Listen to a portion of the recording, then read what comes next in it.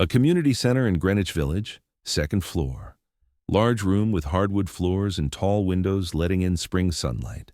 3 ping-pong tables set up, maybe 20 people scattered around. Families, students, working people with a Saturday off. This isn't an underground basement. This isn't a gambling den. This is recreational ping pong, the kind where people play for fun, not money. Marty Reisman is here because his usual spots don't open until evening. He's 27 years old. Been playing seriously for 11 years, made a reputation in the underground circuit. Good enough to win most matches, not good enough to go fully professional, stuck in between. A hustler who's too skilled for amateurs but not quite elite enough for the big tournaments. He's wearing casual clothes, dark pants, button-down shirt, jacket on a chair. His paddle is in his hand, the one constant, always with him. He's been playing for an hour, won 6 straight games against different opponents. Nobody here is serious competition, working people who play once a week, students who picked up a paddle a month ago. Friendly matches, no stakes, no intensity, just passing time. A woman approaches table 2 where Marty is finishing a game. She's maybe 30, average height, slim build, wearing a simple skirt and blouse, hair pulled back, no makeup, practical clothes for movement. She waits until Marty's game ends. He wins 11-4. Easy, barely paying attention. "Excuse me," the woman says. Her voice is clear, direct. "Are you taking challengers?" Marty looks at her. First real look. She's holding a paddle, not a borrowed one from the rack, her own. Wooden handle worn smooth, sandpaper surface showing use. This isn't her first time playing. "Sure," Marty says, not particularly interested, just being polite. "You play much?" "Some." "Okay. Want to play a game?" "Yes." They move to opposite ends of the table. A few people notice, stop their own games, watch. Not because they expect anything interesting, because a woman challenging a man is unusual. Ping pong in 1958 is mostly a male activity. Women play occasionally, usually with other women, rarely against men, and almost never seriously. Marty serves first. Simple serve, nothing fancy. He's not trying to intimidate, just playing. The woman returns. Clean return. Good form. Marty returns, they rally. 4 strokes, 5. She's better than he expected. Not great, but competent. She knows the basics. Marty places the ball. Corner. The woman reaches, gets there, returns. Marty attacks. She defends. He wins the point, 1-0. Marty serves again. The woman returns. They rally. This time she attacks first. Quick shot. Marty wasn't ready. The ball passes him. 1-1.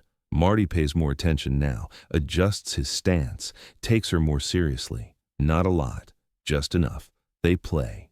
Points go back and forth. 3-2 Marty, then 3-3, then 5-3 Marty. She's good, genuinely good, better than anyone else here. Her placement is precise, her timing is solid. She doesn't have much power, but she doesn't need it. She uses spin, uses angles, makes Marty work. 7-5. Marty's winning, but not easily. More people gather. 8 people watching now. 10. This is the most interesting match happening in the room. 8-6. Marty serves. The woman returns. They rally. 10 strokes. 12. She's patient, waiting for an opening. Marty attacks. Too aggressive. The ball goes long. 8-7. Marty feels something he hasn't felt in this building before. Pressure. Not much, just a tickle. This woman is making him earn points. 9-8, Marty serve. The woman returns. Marty attacks. She defends. Soft return. High. Marty sets up, smashes. The woman steps aside. The ball flies past where she was standing. He hit it too hard. Too much power. It sails over the table. Out. 9-9. Tied. The room is quiet now. 20 people watching. This casual community center game has become something else. Marty serves, carefully, controlled. The woman returns. They rally. She's not intimidated, not nervous, just playing. Marty places the ball. Far corner. She runs, gets there, barely, returns. Weak return. Marty should attack, should finish it. He hesitates, just for a fraction of a second. thinking instead of reacting. The ball bounces, he swings late, hits the net, 10-9, match point, her favor. Marty stands at his end, breathing, not tired physically, but mentally off balance. He's about to lose to a woman in a community center, in front of 20 people. It shouldn't matter, it's recreational ping pong. But his ego won't accept it, his pride won't allow it. The woman serves, clean serve, no spin, just placement. Marty returns, aggressive, trying to end it fast. The ball comes back faster than he expected. She's anticipated his aggression, used it against him. The ball has spin, heavy spin. Marty adjusts. Too late, his return clips the edge of the table, flies high. The woman steps back, waits. The ball comes down. She smashes. Clean. Perfect. Past Marty before he can move. 11-9. She wins. The room erupts, not with loud cheers, with surprised murmurs, quiet applause. Nobody expected this, a woman beating a serious male player. In 1958, in a public space. Marty stands frozen, staring at the table, his brain processing what just happened. He lost to a woman in front of witnesses. The woman walks around the table, extends her hand. Good game. Marty looks at her, really looks at her, sees something he missed before. Confidence, skill, respect for the game. He shakes her hand. Yeah, good game. She smiles, slight, professional. Thank you for playing. She turns to leave, pick up her jacket from a chair. Marty watches her. Something clicks, something beyond his bruised ego. Wait, he says. She stops, turns. Yes? How long have you been playing? 12 years. Where? Basement clubs, mostly in Queens, some in Brooklyn. Why haven't I seen you before? Because the clubs you play in don't allow women. Marty knows this is true. Most underground gambling spots are male only. Women aren't welcome, not because of rules, because of culture, atmosphere. The assumption that serious ping pong is men's territory. Who taught you? My father. He was a player in Poland before the war, played professionally. He taught me and my brothers. My brothers got to play in tournaments. I didn't. Women's divisions didn't exist. Still don't. Not really. Marty nods slowly. You're really good. I know. No false modesty. Just statement of fact. How good? I beat my brothers regularly. They're ranked players, amateur circuit. I should be ranked too, but I can't compete. They don't let women into most tournaments. Marty stops, thinks. That's stupid. The woman laughs, short, surprised. Yes, it is. Marty makes a decision, quick, impulsive, the kind he usually makes with money, but this time with something else. I want you to teach me. She stares at him. What? I want you to teach me. That spin serve you used, the defensive positioning, the way you anticipated my aggression. I want to learn it. You want me to teach you? Yes. I just beat you. That's exactly why. The woman studies him. Suspicious, waiting for the punchline, the joke, the condescension that usually follows when men engage with women in male-dominated spaces. But Marty's face is serious, genuine. You're not kidding, she says. No, look, I've been playing for 11 years. I'm good. Better than most.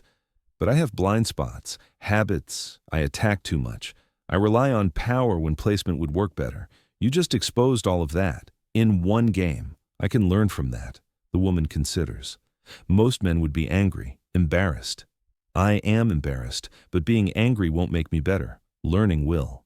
She's quiet for a long moment. Then, my name is Ruth Feldman. Marty Reisman. They shake hands again. This time different. Not opponents. Something else. When do you want to start? Ruth asks. Now? She smiles. Okay. But this time, I'm going to beat you worse. Because I'm going to show you what I can actually do. They play another game. Ruth wins 11-3. Destroys Marty with precision placement and defensive strategy that makes his aggressive style look clumsy. Every time he attacks, she redirects. Every time he tries power, she uses angles. She's not just good. She's strategic, intelligent, playing chess while Marty plays checkers. After, they sit. Ruth explains her approach. Most men play like you, power first, aggression, trying to overwhelm. It works against other aggressive players. But against someone who's patient, who understands timing, who can redirect energy instead of matching it, that style fails. Show me, Ruth shows him, demonstrates defensive positioning, how to read an opponent's setup, how to use their momentum against them, how to place shots not where they are, but where they'll struggle to reach. For 2 hours, Ruth teaches, Marty learns. The dynamic has completely flipped. The man who came here expecting easy wins is now a student. The woman who lives in a world that won't let her compete officially is teaching someone who has access to everything she doesn't. People watch, some confused, some intrigued. A few men look uncomfortable. The sight of a woman teaching a man ping pong challenges their assumptions about gender and skill and hierarchy. Ruth notices but doesn't care. She's used to being underestimated, used to being dismissed. She's built a skill that can't be denied, and now someone is finally taking her seriously. At 5 p.m. they stop, exhausted, mentally drained but satisfied. Same time next week? Marty asks. You want to keep training? Yes, if you're willing to teach. Ruth nods. Okay, but I want something in return. What? Access. Introduce me to the underground clubs, the ones that don't allow women. Tell them I'm with you. Get me in the door. Let me play. Marty hesitates. Not because he doesn't want to, because he knows the reaction she'll face, the comments, the dismissal, the hostility. It won't be easy, he says. Those places, they're not welcoming. I know, but I can't get better playing only in community centers. I need real competition. You have access, I don't. That's what I want. Access, Marty thinks, nods. Okay, deal. They shake on it. Over the next 6 months, Marty brings Ruth to 3 different underground clubs. The reactions are exactly what he predicted. Skepticism, mockery, outright refusal at first. But Marty vouches for her, insists, stakes his own reputation. Eventually, they let her play. She wins more than she loses. Not always, but enough. Enough to earn grudging respect. Enough to force men who dismissed her to take her seriously. Enough to prove that skill has nothing to do with gender. Marty's game improves dramatically. Ruth's defensive techniques combined with his aggressive instincts create a more complete style. He starts winning matches he used to lose, beating players he used to struggle against. They become an unusual partnership. The hustler and the woman who can't officially compete. Training together, pushing each other, operating in a world that barely acknowledges she exists. In 1959, a small tournament in Brooklyn opens a women's division for the first time. Ruth enters, wins easily, dominates. The competition isn't close. Most women haven't had access to serious training, haven't played against top competition. Ruth has been training with and against male players for over a year. She's operating at a different level. After she wins, a reporter asks Marty about their partnership, how he feels about being beaten by a woman that first day. Marty's answer is simple. She didn't beat me because she's a woman. She beat me because she's better. That's all that matters. The paddle doesn't care about gender. The ball doesn't care. The game doesn't care. Only people care, and people are usually wrong. The quote gets printed, circulates. Some men mock it, call Marty weak, diminished, but others read it and think, reconsider their assumptions. Ruth continues playing, continues winning, opens the door for other women, not many, not fast, but a crack. A possibility that didn't exist before. Marty never beats Ruth using her defensive style against her. She's too good at it, created it, mastered it, but he integrates it into his game against others. Becomes more complete, more strategic, more dangerous. 20 years later, in 1978, Ruth is coaching a women's ping pong team at a university. The sport has grown. Women's divisions exist in most tournaments now. Professional opportunities, scholarships, things that didn't exist when she started. A student asks her when she knew she was good enough to compete with men, Ruth thinks. I always knew. The question was never whether I was good enough. It was whether they would let me prove it, and mostly they wouldn't, except for one person, who got beaten, got embarrassed, and then asked me to teach him instead of dismissing me. That's rare. That's what changed things, not my skill. My skill was always there. But someone with access choosing to share it instead of protect it, that's what mattered. Marty Reisman underestimated a woman player in 1958. She beat him 11-3 in a community center in front of 20 witnesses. Then, he did something unexpected. He didn't get angry, didn't make excuses, didn't dismiss her skill as luck or fluke. He asked her to teach him, and in doing so, gave her the one thing she needed most, not validation. She never needed that. She knew her own skill, access to spaces that excluded her, to competition that challenged her, to opportunities that were denied based on nothing but gender. That first loss became the beginning of something neither of them expected. A partnership that improved both their games, that challenged the assumptions of every space they entered, that proved what should have been obvious: skill is skill, regardless of who possesses it. The game doesn't care about gender, only people do. And the moment you stop caring about the wrong things and start caring about what actually matters, the skill, the strategy, the game itself, everything changes. Marty learned more from that 11-3 loss than from most of his wins. Ruth got the chance to prove what she always knew she could do. And somewhere in Greenwich Village, in a community center on a Saturday afternoon in 1958, two people chose to respect the game more than social conventions.